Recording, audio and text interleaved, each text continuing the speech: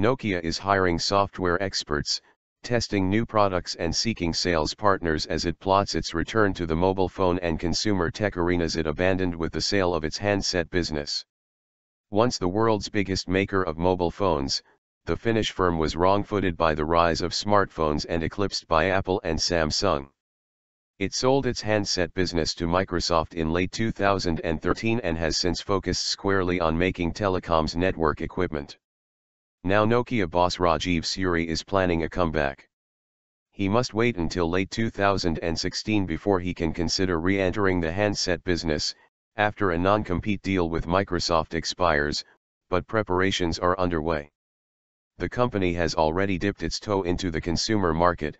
It has launched an Android tablet, the N1, which went on sale in January in China and days ago unveiled a virtual reality camera, heralding it as the rebirth of Nokia. It has also launched an Android app called Z Launcher, which organizes content on smartphones. Meanwhile, its technologies division has advertised on LinkedIn dozens of jobs in California, many in product development, including Android engineers specializing in the operating software Nokia mobile devices will use.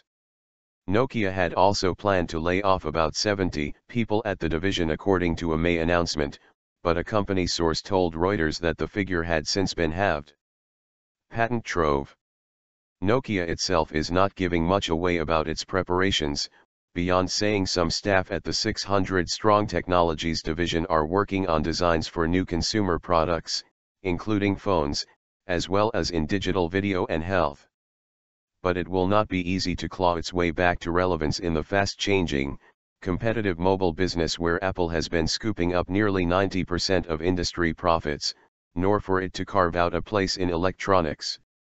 One ace that Nokia holds is ownership of one of the mobile industry's biggest troves of intellectual property, including patents it retained after selling its handset business. It does not want to waste such resources, built up with tens of billions of euros of investment over the past 2 decades. It will also get an injection of talent when it completes the €15.6 billion, $17 billion, acquisition of Alcatel-Lucent, announced in April, in the form of Bell Labs, a U.S. research center whose scientists have won 8 Nobel Prizes. It says it will not repeat the mistakes of the past of missing technology trends, being saddled with high costs, and reacting too slowly to changing consumer tastes. To blunt such risks, it is seeking partners for brand licensing deals whereby Nokia will design new phones, bearing its brand, but, in exchange for royalties, will then allow other firms to mass manufacture, market and sell the devices. This is stark contrast to its previous handset business, which in its heyday manufactured more phones than any other company in the world and employed tens of thousands. Suri said last month that Nokia aimed to re-enter the mobile phone business, but only through such licensing agreements. It will not fall back on the traditional methods, said the CEO, who took the helm last May and has turned it into a slimmed-down, more profitable company. He sold off its mapping business a week ago. Such brand licensing deals, as Nokia has struck for the N1 tablet, are less profitable than manufacturing and selling its own products, but also less risky. They can add a tidy sum of revenue for little investment for the company, which generates the bulk of its income from selling telecoms network equipment to operators like Vodafone and T-Mobile. They want to be innovative and seen as a company with long-term vision in the tech industry, and having a foot in devices plays into this impression, even if it's not bringing massive revenue at the outset, said Gartner analyst Sylvain Fabre. Newcomers. Brand licensing models are not new in the industry. European companies like Philips and Alcatel have made money from consumer electronics by licensing out their brand after capitulating to Asian competitors more than a decade ago.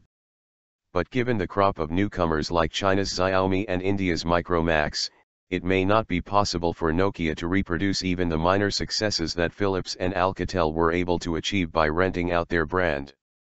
With advances in contract manufacturing and standardization of software, components, and features like touch screens, it is also easier than ever for companies to outsource everything to produce look-alike phones.